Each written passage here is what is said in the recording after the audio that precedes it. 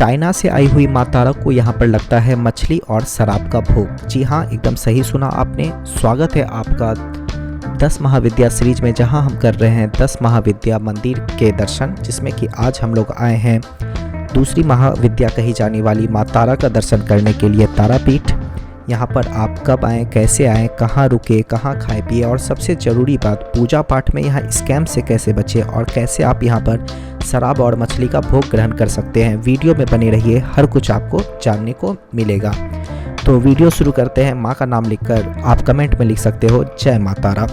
तो सबसे पहले कब आप यहाँ पे आएँ, तो मानसून आप इग्नोर कर सकते हो यहाँ पर। तो ऐसा है कि दशहरा दिवाली के बाद से लेकर आप अप्रैल तक आ सकते हो, क्योंकि बे ऑफ बंगाल बगल में है तो अक्सर यहाँ पर बारिश होते रहती है।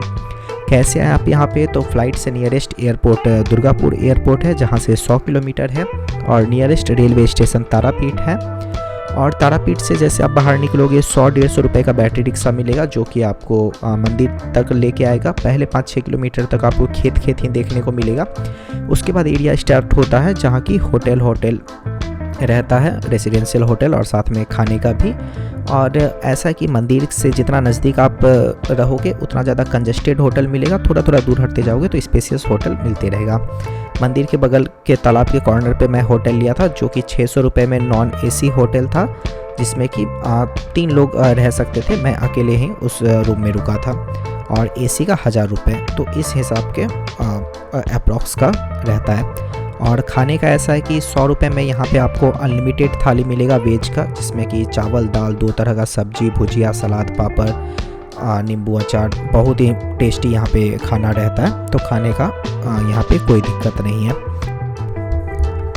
अब बात कर ले दर्शन का, तो आप देख सकते हो ये सवेरे 4 बजे हम लोग लाइन में लगे हुए थे, नॉर्मल लाइन में, जो कि हम लोग 10-11 बजे हम लोग को दर्शन हुआ था। तो नॉर्मल लाइन के अलावा यहाँ पे वीवीआईपी कल्चर भी है, जो कि 300, 500 और 1000 रुपये का टिकट है। उनसे आप यहाँ पे दर्शन कर सकते हो। और ये पूजा की टोकरी इस हिसाब से दिख रही होती है, और आप सामने देख सकते हो भीड़, ये नॉर्मल लाइन का भीड़ है, जो कि सवेरे 4 बजे से लोग लगे हुए हैं 10-11 बजे तक। जब हम लोग 4 बजे से लगे थे तब 10-11 बजे हम लोग का दर्शन हुआ था। तो आप समझ सकते हो कैसी यहाँ पे भीड़ रहती है। और ये नॉर्मल डे का है, वीक डे का है, वीकेंड का भी नहीं है, कोई स्पेशल डे का भी नहीं है। तो इस हिसाब का यहाँ पे क्राउड रहता है। और पूजा की टोकरी की बात कर ले तो 50 रुपये से वो स्टार्ट हो जाती है। मेनली उसमें श्रृंगार का सामान होता है, और अड़ूल फूल ये मेनली होता है। और प्रसाद के नाम पर पेड़ा आप यहाँ पे खरीद सकते हो।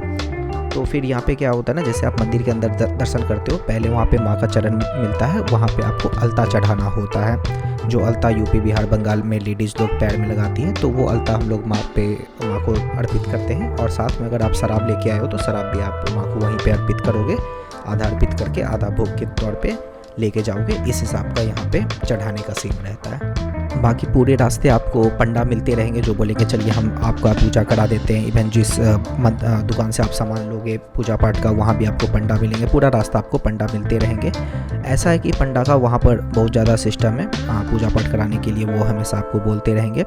जैसे कि एक पंडा संकल्प भी करा रहा था हम लोगों का, तो मैंने उससे पूछा कि आपने ये बोला नील सरस्वती ये सब, तो इसका क्या मीनिंग है, तो वो नहीं बता पाए। तो इस हिसाब का सीन होता है। बाकी आपको पता है कि माँ आपको बुलाई है, तो माँ आपसे कुछ नहीं चाह रही है कि आप पूजा पाठ में इतना चीज़ करो। आपका श्रद्धा है, आप करना चाहते हो तो करो। भगवान नहीं बोलते कि मेरे और आपके बीच में कोई एक पंडा या कुछ है जो कि हम लोग में कनेक्शन लगाएगा।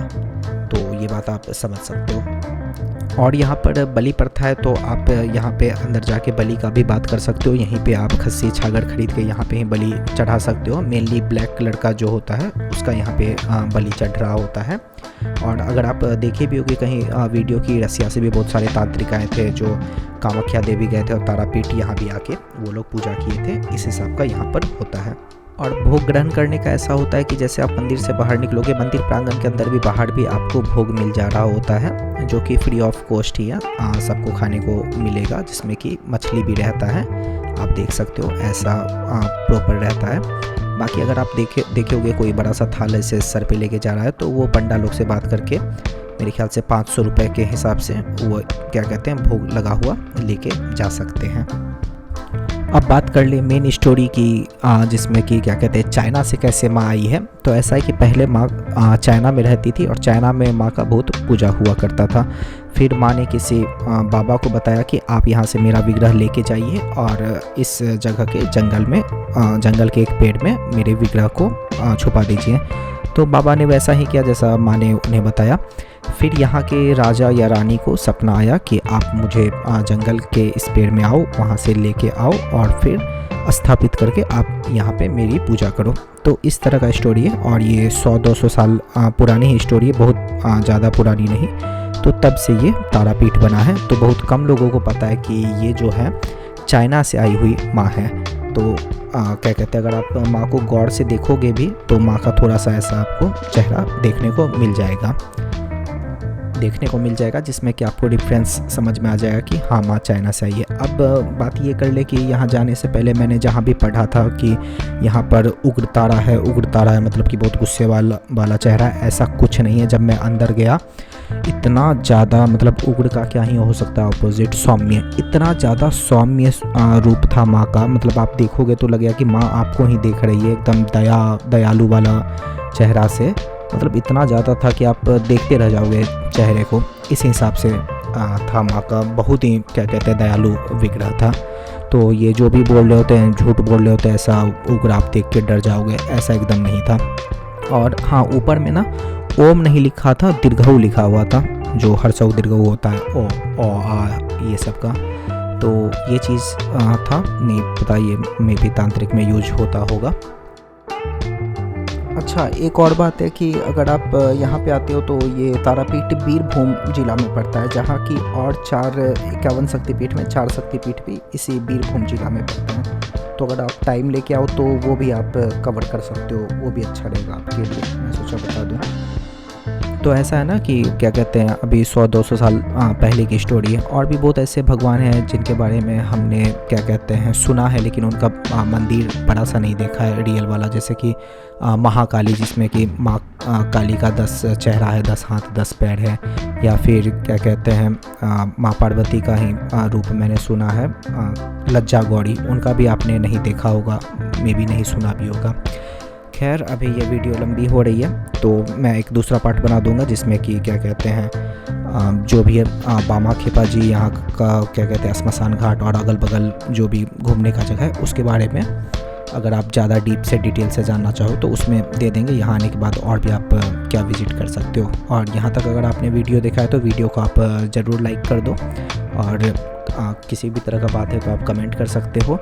और ऐसा है कि हाँ, आपने ये भी सुना होगा कि दलेर मेहंदी जो कि इतना ज़्यादा फेमस हुए थे, उन्होंने बोला था कि तुरुक तुरुक तुक तारा गाना से उन्होंने इतना फेमस हुए, इतना पैसा कमाए।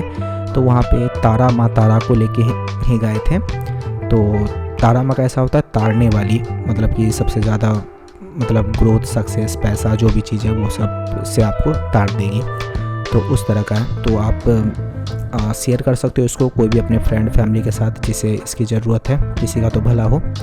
तो फिर मिलते हैं किसी और वीडियो में। अभी के लिए जय माता रा।